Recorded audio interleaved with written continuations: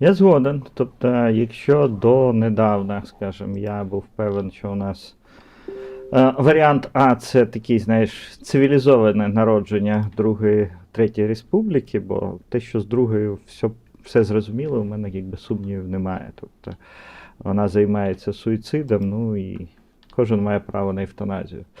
Але біда в тому, що те, що робить президент, і те, що робить влада, воно зараз радикально збільшує шанси катастрофічного сценарію.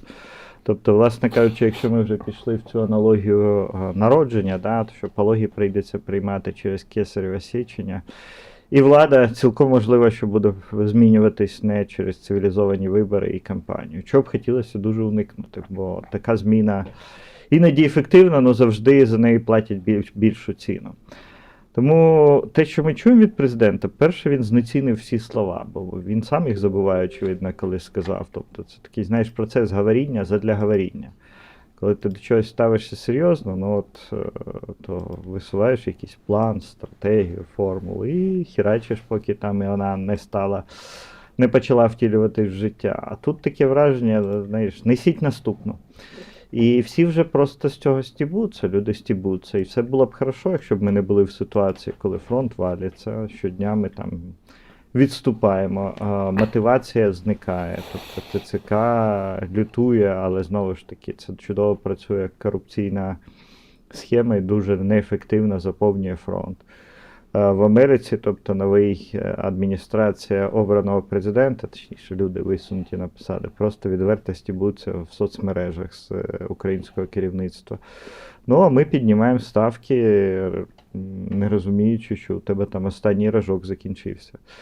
І я боюсь, що все це йде до сценарія, коли вже в озоровому майбутньому країну прийдеться рятувати в стилі Деголя, да, коли з'явиться людина, яка скаже, беру відповідальність на себе, не визнаю цієї політики, чи політики це назвати, навіть язик не повертається, цього абсурду. І порятунок потопельників, справа самих потопельників. Думаю, що формальна легітимність скоро почне серйозно програвати бажанню просто вижити. Бо насправді в цій країні доволі багато людей, які не готові її ховати, готові дати владі зробити суїцид, але не готові, щоб вони померли під завалами держави України. Тому чим більше, чим серйозніше ми зараз почнемо говорити про дві речі: трансфер або різні варіанти трансферу і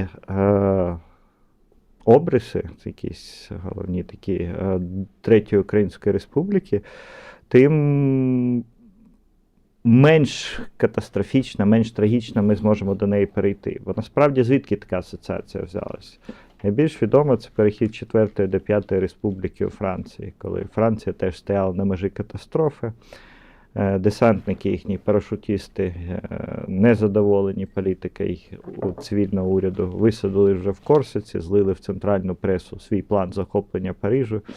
І тут, нарешті, там тодішній уряд подивився обличчя реальності, і виявилося, що нерви не залізні, і покликали старіка Деголя рятувати країну. Ну, оскільки Деголь все ж таки був державником в хорошому сенсі, він зрозумів, що хату, яка валиться, яка геть прогнила, врятувати нереально, і прийшов з умовою, що він ухвалює нову конституцію, тобто фактично перезавантажує Францію, що стало відомо як завершення 4-ї і народження 5-ї республіки. Все це, до речі, зайняло аж півроку, тобто в кінці травня йому була запропонована посада, він висунув ультиматум, що це тільки зі зміною Конституції. З 1 червня 1958 року він зайшов на посаду.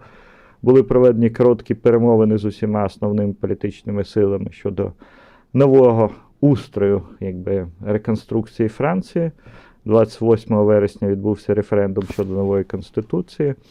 І, власне кажучи, в кінці року Деголя обрали першим президентом цієї 5-ї Французької республіки. Такий швидкий і кардинальний перехід потрібен Україні, щоб вижити. Ну, або, знову ж таки, або прийдеться визнати, що Путін правий, ми не державна нація, яка не може дати собі ради, навіть коли мала такий історичний шанс, бо вперше в історії мали і маємо, скільки б ми не критикували, але безпрецедентно для України допомогу і підтримку з Заходу. Тобто зараз іде питання, що головна загроза для України не Путін, я готовий це так сформулювати, а неадекватні дії внутрішньої влади. Тобто російський буревій може повалити українське дерево, тільки коли його остаточно підточить український шашель. А шашель працює 7-24. 34-й рік української державності. Ну, останні роки, а може останні місяці він щось геть активізувався.